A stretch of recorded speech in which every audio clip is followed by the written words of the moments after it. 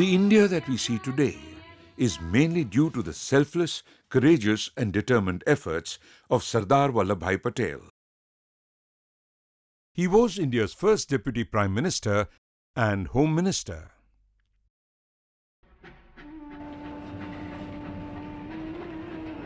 He had to face a tremendous law and order problem with millions of refugees pouring in from Pakistan.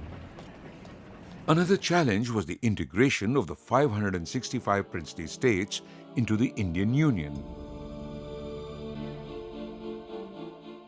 To Sardar Patel, the sovereignty of the nation was of utmost importance to justify the struggles and sacrifices of millions of Indians and realize the dream of India as one nation.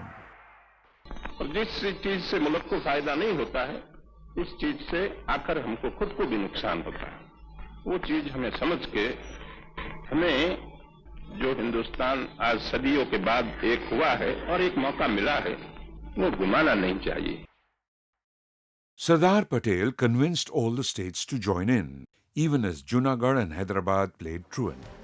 In the end, Junagadh caved in, but there had to be police action before the Nizam of Hyderabad surrendered, and thus he came to be known as the Iron Man of India.